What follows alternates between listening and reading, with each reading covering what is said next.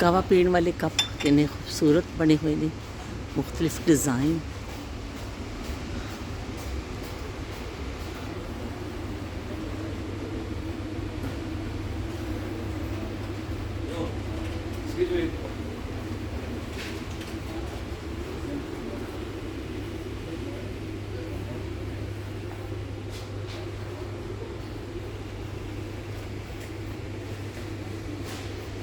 ਕਾਵਾ ਪੀਣ ਵਾਲੇ ਇੰਨੇ ਕੱਪ ਨਜ਼ਰ ਆ ਰਹੇ ਨੇ, ਜਿਸ ਸੈਕਸ਼ਨ 'ਚ ਚਲੇ ਜਾਓ ਤੁਸੀਂ ਬੇਇੰਤਹਾ ਵੈਰਾਈਟੀ।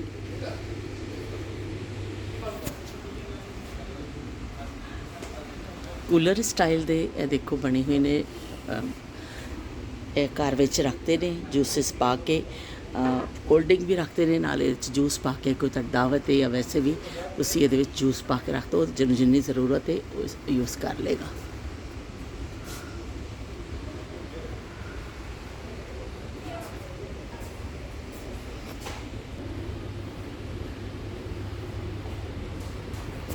ये कितना अच्छे लग रहे हैं क्रिस्टल।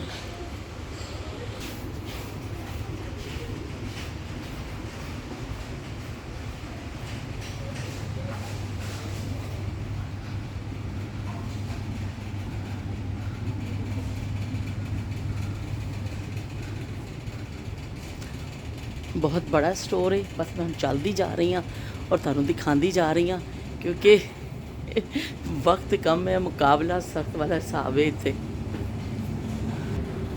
वाटर सेट, ओए होए होए, ये बड़ा खूबसूरत लग रहा है। सिर्फ जग भी हैगे ने और पूरा वाटर सेट भी।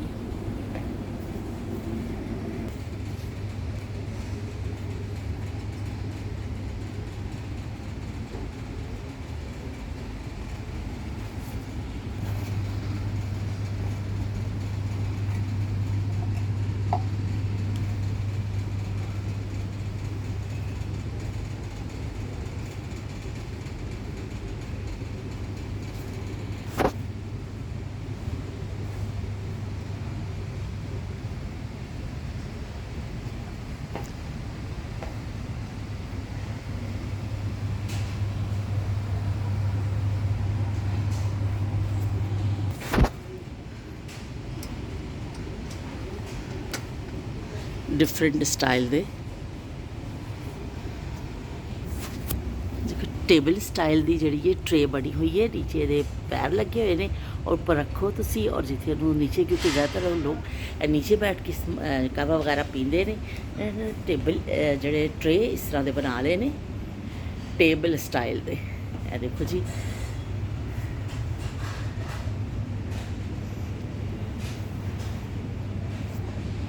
ए देखो जी, ए कितना खूबसूरत पिया लगदा वे।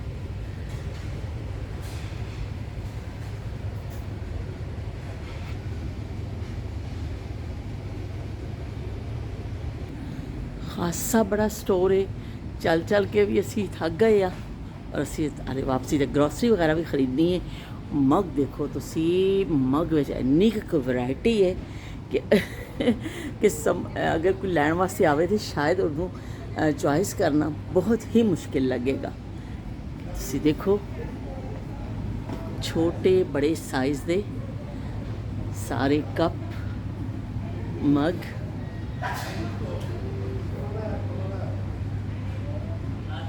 और इस साइड पे छोटे कावे वाले सारे पे ने डिज़ाइन।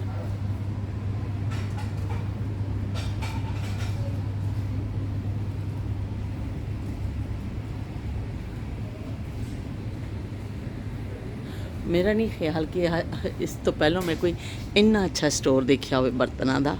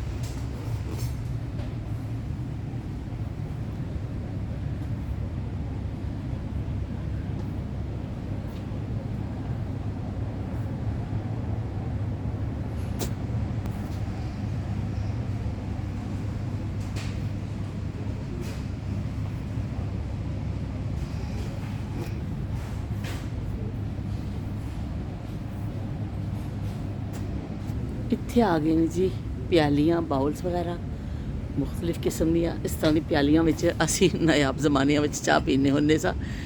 ਐਸਾ ਪਿਆਲੇ ਹੁੰਦੇ ਸਨ ਔਰ ਚਾਹ ਪੀਣ ਦੇ ਕੰਮ ਆਉਂਦੇ ਹੁੰਦੇ ਸਨ। ਸ਼ਾਇਦ ਅੱਜ ਵੀ ਪੀਂਦੇ ਹੋਣ ਇਹ ਲੋਕ। ਇਹ ਕੀ ਚੀਜ਼ ਹੈ? ਕੱਚ ਦੀ, ਇਹ ਮੈਂ ਸਮਝੀ ਪਲਾਸਟਿਕ ਹੈ। देखिए सारे ज़्यादातर बर्तन इतने मैनू कच के नज़र आए ने, प्लास्टिक की बहुत घट कोई हाले तक कोई चीज़ नज़र आई है। ज़्यादातर कच ही कच।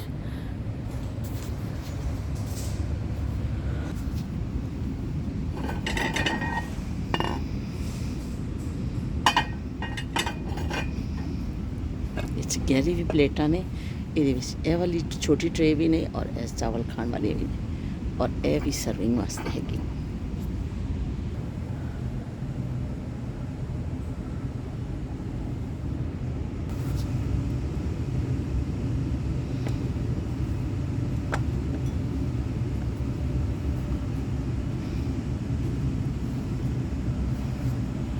ਇਹ ਸਾਰਾ ਲੱਕੜੀ ਦਾ ਸੈਕਸ਼ਨ ਸ਼ੁਰੂ ਹੋ ਗਿਆ ਵੇ। ਬॉल ਵਗੈਰਾ ਬਣੇ ਹੋਏ ਨੇ, ਕਟਿੰਗ ਬੋਰਡਸ ਔਰ ਬਹੁਤ ਸਾਰੀਆਂ ਚੀਜ਼ਾਂ ਨੇ। ਪਰ ਮੈਂ ਹੈਰਾਨ ਇਸ ਤੋਂ ਹੋਈ ਹਾਂ ਕਿ ਕੱਪ ਵੀ ਬੜਾ ਜ਼ਬਰਦਸਤ ਬਣਿਆ ਹੈ। ਛੋਟਾ ਜਿਹਾ ਕੱਪ ਤੇ ਨਾਲ ਬ੍ਰਿਸ਼ ਬਣੀ ਹੋਈ ਹੈ ਤੇ ਲੋ ਵੀ ਚਾਹ ਪੀਵੋ, ਕਾਵਾ ਪੀਵੋ। ਇਹ ਕੱਪ ਵੀ ਬਣਿਆ ਹੋਇਆ ਲੱਕੜੀ ਦਾ।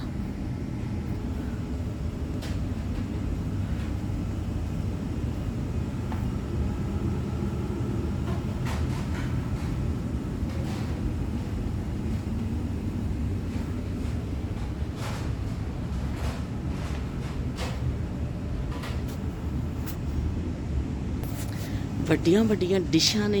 ਇਹ ਦੇਖੋ ਡਿਸ਼ ਕਿੰਨੀ खूबसूरत, कलरफुल और खासे बड़े साइज़ दी और खासी वजनी भी है।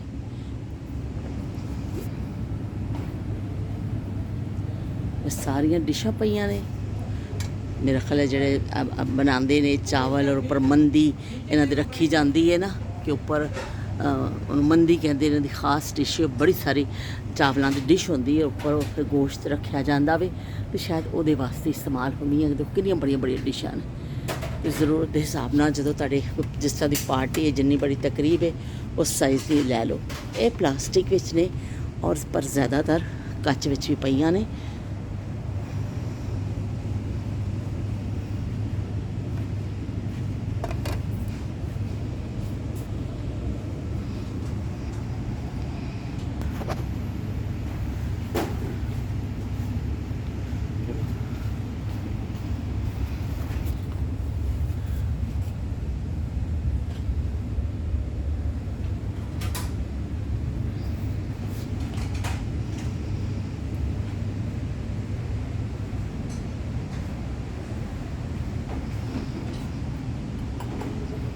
ये भी कच दे ने। मैनू मैं समझी शायद कोई धात है, पर एक कच दे एयर है और इन्ना अच्छा नू कलर किया गया।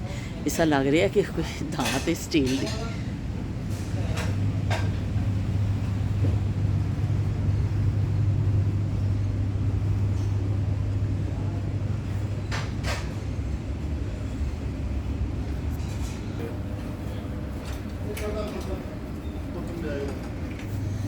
ਇਹ ਪਲਾਸਟਿਕ ਦਾ ਸੈਕਸ਼ਨ ਸ਼ੁਰੂ ਹੋ ਗਿਆ। ਮੈਂ ਸਮਝੀ ਕੱਚ ਦੇ ਬਰਤਨ ਨੇ, ਪਰ ਇਹ ਪਲਾਸਟਿਕ ਹੈ। ਇੰਨਾ ਸ਼ਾਈਨ ਕਰ ਰਿਹਾ ਔਰ ਇੰਨਾ ਚੰਗਾ ਪਿਆ ਲੱਗਦਾ ਹੈ ਕਿ ਮੈਨੂੰ ਸਮਝ ਹੀ ਨਹੀਂ ਲੱਗੀ। ਮੈਂ ਹੱਥ 'ਚ ਫੜ ਕੇ ਦੇਖਿਆ ਤੇ ਫਿਰ ਪਤਾ ਚੱਲਿਆ ਕਿ ਪਲਾਸਟਿਕ ਹੈ। ਉਹਦੇ ਵਿੱਚ ਦੇਖੋ ਖੁੱਲੇ ਬਰਤਨ ਪਏ ਨੇ। ਤੁਸੀਂ ਅਗਰ ਜਿੰਨੇ ਡੋਂਗੇ ਲੈਣੇ ਨੇ, ਜਿੰਨੀਆਂ ਪਲੇਟਾਂ ਲੈਣੀਆਂ ਨੇ, ਛੋਟੇ ਵਾਲੇ ਲੈਣੀ ਨੇ, ਬੜੀ ਲੈਣੇ, ਜਿਹੜਾ ਵੀ ਤੁਸੀਂ ਸਾਈਜ਼ ਜਾਂ ਡਿਜ਼ਾਈਨ ਲੈਣਾ ਚਾਹੋ ਲੈ ਲਵੋ। ਇਹ ਵੀ ਪਲਾਸਟਿਕ